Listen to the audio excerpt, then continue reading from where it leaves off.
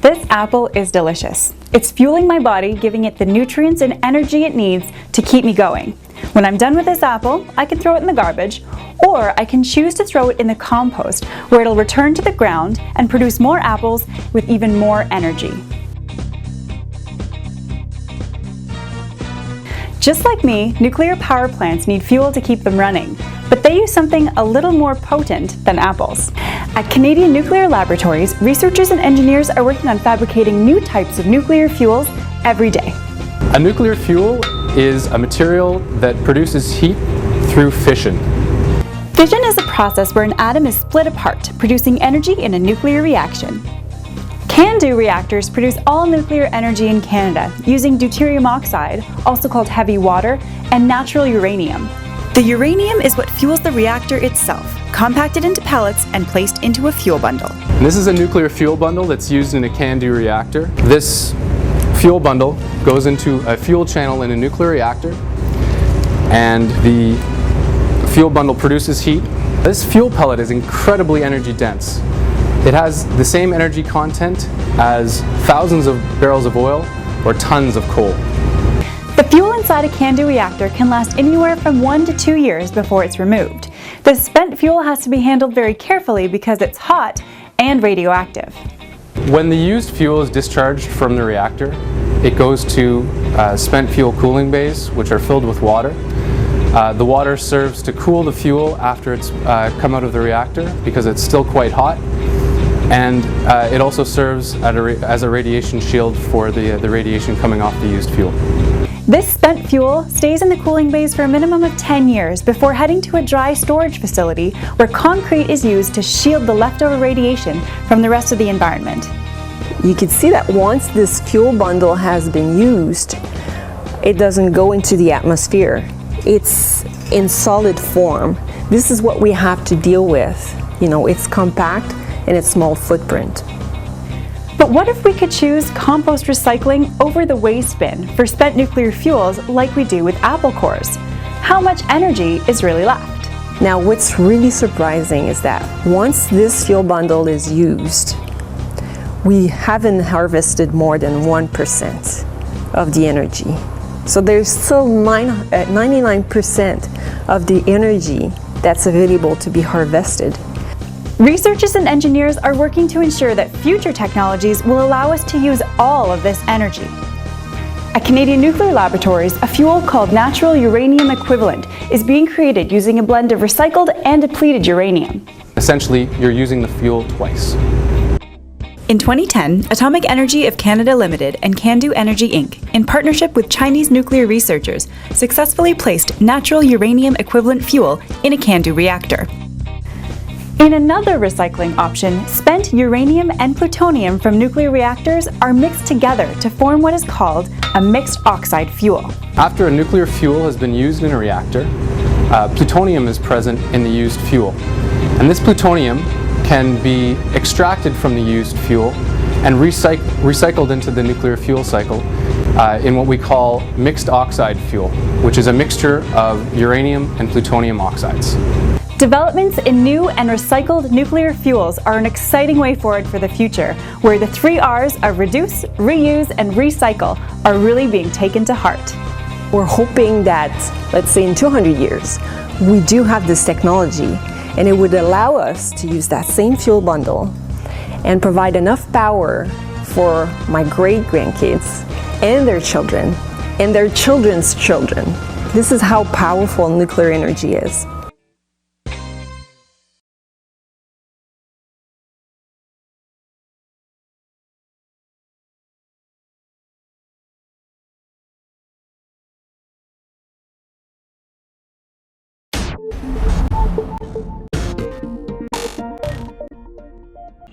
Some 1,300 kilometers of road lie between Niamey, the capital city of Niger, and the town of Arlit. As you drive via the northern desert city of Agadez, you find that much of the road is unpassable. Arriva, the French nuclear group, has been involved in mining operations here for the last 45 years. At Arriva's Paris office, The company's communications director, Christophe Noyer, is confident that the hazardous process of uranium extraction in this remote corner of Africa is done according to strict regulations. D'abord, il faut rappeler que pour fonctionner, nos mines ont besoin de conventions minières qui sont mises en place sous l'égide des autorités nigériennes, donc qui vont fixer le cadre légal de fonctionnement. Et puis ensuite, il y a, lors de la phase de fonctionnement des mines, un certain nombre de contrôles réalisés par des organismes indépendants, donc à la fois sous l'égide de l'État du Niger et puis d'autres organismes, afin de montrer que tout cela est conforme à la réglementation. Uranium exploitation around Arlit is carried out by Cominac, short for Akakan Mining Company. It extracts uranium ore from underground more than 250 meters down.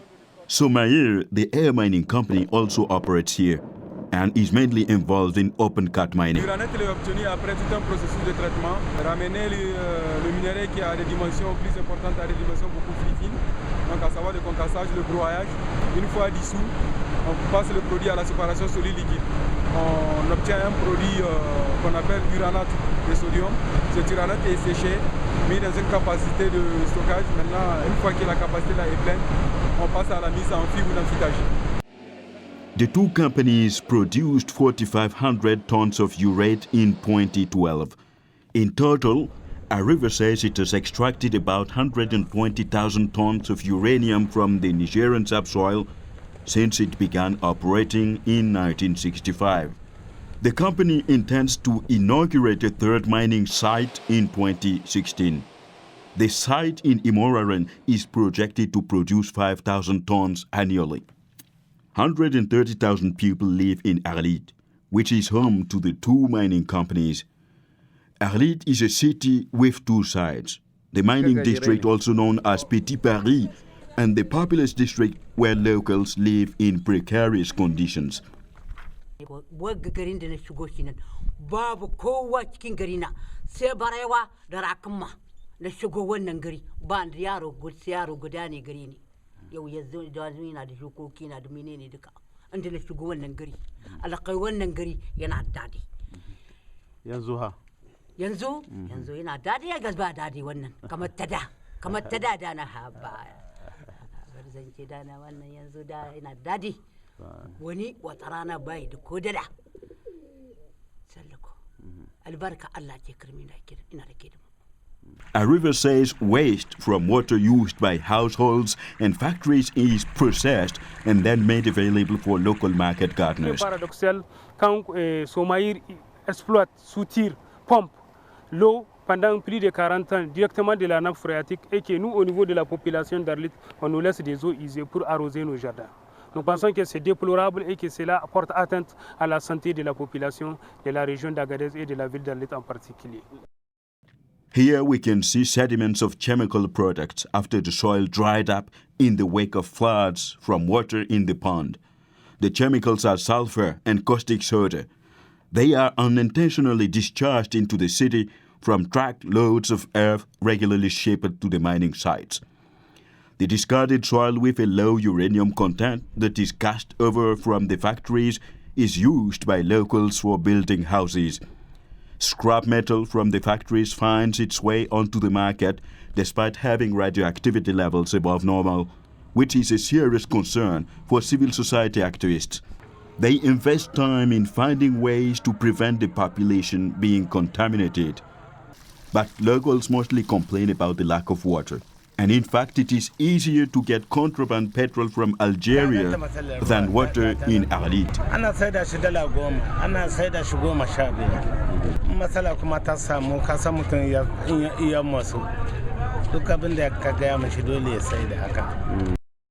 Here, we are at the Arlit hospital. A laboratory assistant tells us that patients admitted here most often complain of dust-related diseases.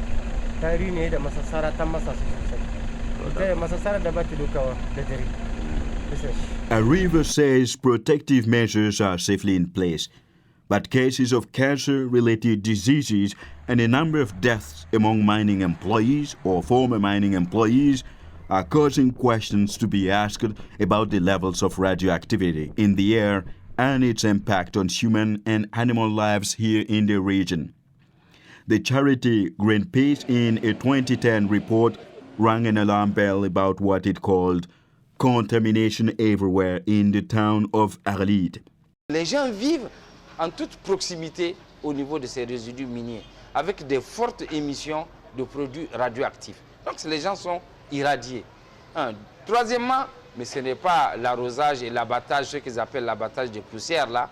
C'est vrai que ça atténue, mais c'est clair qu'aujourd'hui, des populations inhalent impérativement des particules solides, donc avec des risques d'exposition.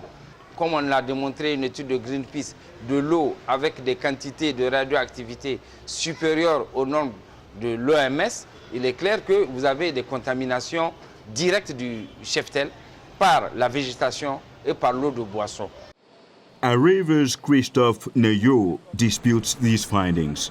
Alors, lorsque l'on fait l'ensemble des contrôles, donc on va faire des prélèvements à la fois dans l'eau, dans l'air, sur le sol, dans l'alimentation, puis il va y avoir des calculs qui vont être faits, et ces calculs montrent qu'on est en deçà des normes réglementaires. Norme réglementaire pour la population est de 1 millisievert, et donc on est en deçà, et donc très en deçà également des niveaux à partir duquel il peut y avoir l'apparition de pathologies. Ce niveau est de l'ordre de 100. Donc vous voyez qu'on est très en deçà de ces niveaux. Uranium, it seems, has become a curse for residents here. It has repeatedly provided grounds for rebellion, mainly among Tuaregs.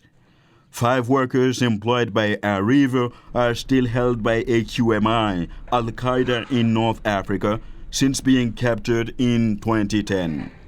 And on the 23rd of May 2013, Islamists carried out 2 suicide attacks in the region. One targeted the Somair company in retaliation for Niger and France's involvement in the war in neighboring Mali. Niger is the world's 5th uranium producer, yet the country is at the bottom of the UN Development Index.